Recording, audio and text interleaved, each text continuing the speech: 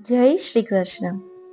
શ્રી વલ્લભના ચરણ કમલમાં રહેલું ચરણારવિંદ આપણને માત્ર વંદન માટેનું સ્થાન નથી, પરંતુ એ જીવન જીવવાની પવિત્ર દિશા બતાવે છે.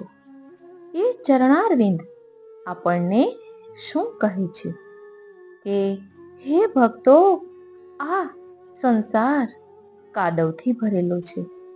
કામના, ક્રોધ, લોભ, મોહ અને અહંકારથી. પણ તું કમળ જેવો બનીને એમાં ખીલી શકે છે.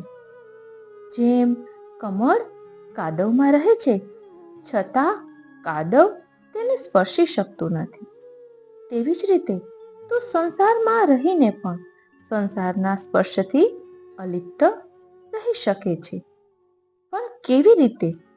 તો જવાબ છે દ્રઢ આશ્રય. શ્રીમદ વલ્લભાચાર્યજીના ચરણારવિંદનો દ્રઢ આશ્રય લઈએ તો પ્રપંચ આપણને બાંધી શકતો નથી. દુઃખ આવે છે, સંજોગો ભયાનક બને, જીવન ડગમગે, પણ આપણું મન શ્રીજીના ચરણોમાં સ્થિર રહે એ જ સાચો આશ્રય. શ્રદ્ધાનું બીજ જ્યાં ધર્યું છે, ત્યાંથી જીવનની શાંતિ અને નિર્ભયતા ફૂટી નીકળે છે. અને એ શ્રદ્ધા શું છે? હરિ કરે સો ભલી, મારું કલ્યાણ તારી ઈચ્છામાં છે. પ્રભુ, મારે સમજાય કે ન સમજાય, પણ તું જે કરે ને એ મારા હિત માટે કરે છે. હરિ કરે સો ભલી. આવી અતૂટ શ્રદ્ધા સાથે જીવન જીવવું એ જ દ્રઢ આશ્રય. જ્યાં આ વિશ્વથી ઉભેલી સમસ્યાઓ સામે નભતા નભતા પણ આપણું મન પ્રભુમાં ડૂબેલું રહે, ત્યાંથી સાચો સત્સંગ શરૂ થાય છે.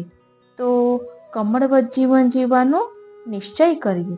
અલિપ્ત, અલૌકિક અને ચરણારવિંદમાં સ્થિર રહેલું કમળ આપણે આપણા આત્મપટલ પર ધારણ કરીએ. બોલો શ્રી વલ્લભાધીશ કી જય.